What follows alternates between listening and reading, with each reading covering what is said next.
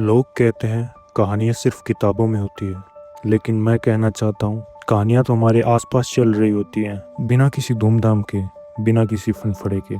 ऐसे ही एक कहानी मैं तुम्हें सुनाना चाहता हूँ। एक लड़की की जो रानी थी, लेकिन उसे आज़ादी चाहिए थी, और एक लड़के की जो आम था, लेकिन उसका प्यार राजाओं से भी ज़्यादा सच्चा था। ये कहानी है एक राजकुमारी और एक आम आदमी के बीच की। लेकिन शुरू होने से पहले एक बात बता दूं, इस कहानी में प्यार है पर हंसी नहीं, इमोशंस है पर फेरी टेल जैसा एंड नहीं। और सबसे खास बात, इसमें हर मोड़ पे एक सवाल छुपा है जो तुम्हें यही पूछेगा आगे क्या होगा। तो शुरू करते हैं। मैं रोज सुबह उस कॉफी शॉप के सामने से गुजरता था। एक पुरानी इटालियन थीम जगह थी, लेकिन सब कुछ मॉडर्न कॉफी हाउसेस से अलग। अंदर एक कॉर्नर टेबल होती थी जहाँ एक लड़की रोज बैठती थी। ज्यादा कुछ नहीं, सिर्फ एक डायरी लिखती थी, कभी कभी कॉफी का सिप लेती थी और खिड़की के बाहर देखती रहती। एक रॉयल एलिगेंस थी उसमें, पर उस एलिगेंस में भी कुछ टूटा हुआ सा लगता था, जैसे उसकी हंसी भी किसी जेल में बंद हो। मुझे उसका नाम नहीं पता था, बस लोग उसे प्रिंसेस सिया कहते थे। वक्त बीता, मैं बस उसे दूर से देखता रहा, बिना कुछ कहे, बिना पास जाए। मैं एक नॉर्मल मिडिल क्लास लड़का था, एक रिपेयरिंग वर्कशॉप में काम करता हूँ। छोटी लाइफ, छोटी दुनिया, लेकिन उस दुनिया में वो लड़की कुछ और ही थी। एक दिन एक अजीब बात हुई। कॉफी शॉप बंद थी, लेकिन उस कॉर्नर टेबल पे एक डायरी पड़ी थी, बस वही डायरी जिसमें वो लिखती थी। मैंने डायरी उठाकर देखा, हाथ कांप गए।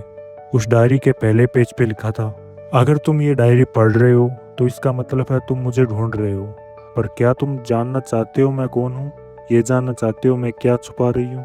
मुझे लगा कोई प्रैंक है, लेकिन अंदर जो लिखा था उसने मेरी रातों की नींद उड़ा दी।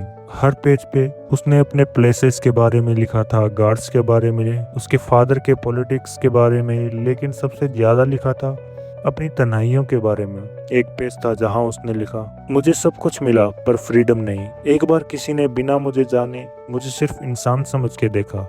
उसके नज़र में कोई रॉयल ब्लड नहीं था, सिर्फ मैं थी। उस दिन मुझे प्यार का मतलब समझ में आया। उस दिन के बाद मैं उस कॉफ़ी शॉप गया, पर वो कभी नहीं आई। हर दिन उसकी डायरी पढ़ के मैं उसे और ज़्यादा महसूस करता गया।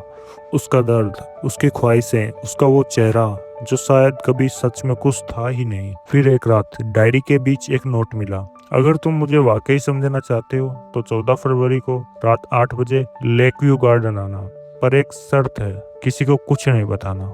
मैं घबराया, डर भी लगा।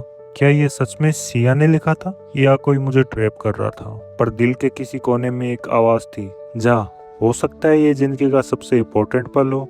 14 फरवरी, लेक व्यू गार्डन। मौसम थोड़ा ठंडा था, पर पूरा शहर वैलेंटाइन वाइब्स में था। लेकिन मैं एक पुरानी डायरी लेके तनाइयों के जंगल में चला गया था। गार्डन में अंधेरा था और मैं बस उस जगह गया जहाँ डायरी में लोकेशन सर्किल की गई थी, और वहाँ एक रोशनी जली। एक वाइट गाउन में सिया खड़ी थी। उसने पलट के मुझे देखा, मेरे कदम रुक गए। उसकी आंखों में आंसू थे, पर चेहरा शांत था। उसने कहा, कुछ नहीं, सिर्फ एक लेटर दिया और पलटकर चल दी। मैं कंफ्यूज था। मैंने लेटर खोला। आज के बाद मैं इस शहर में नहीं हूँ।